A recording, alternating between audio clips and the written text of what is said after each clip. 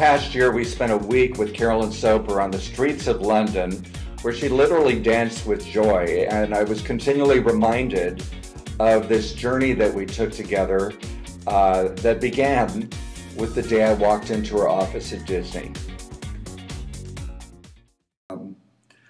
A few years ago, I was brought to your office and you spun around in your chair and you exclaimed, "You're my solution." So what happened after that meeting? Yeah, because, well, that is the pinpoint of the start of the change in my life. But I'm trying to think, I can't remember the time frame really at all, but now looking back, it seems like that day happened. You did some work while I was still at Disney, so I got to know you within that context, although when I said that statement to you, I was definitely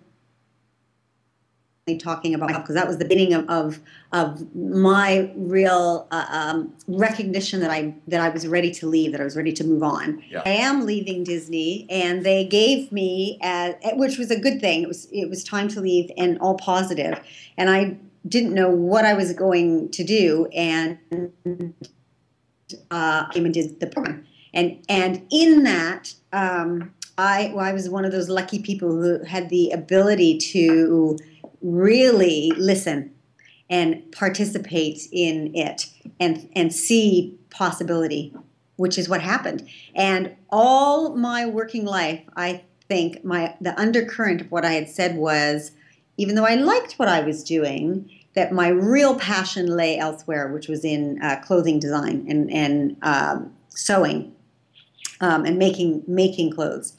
And it was in the program that I saw that I could actually do that.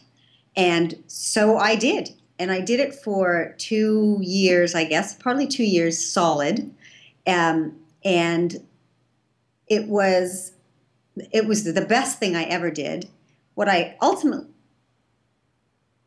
found out is that it wasn't what I wanted to do or no, put it differently, that the passion that I had specifically for clothing design and sewing was not a business passion. It was a passion, a personal passion. Yes. And so in that 2 years, what I did was actually even achieve one of the goals, which was to have a design worn by somebody on the red carpet, which I did. I made a dress for a gown for a friend of mine who was nominated for an Emmy, and she won that Emmy.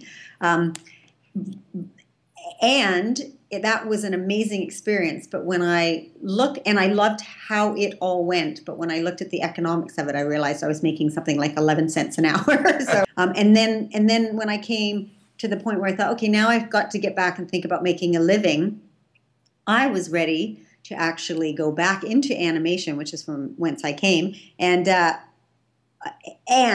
had the freedom and the lack of fear to actually just look for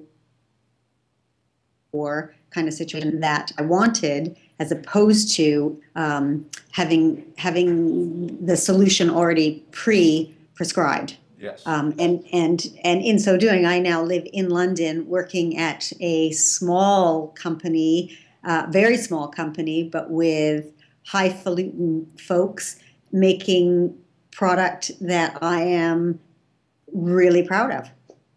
So that's what happened to me. You know,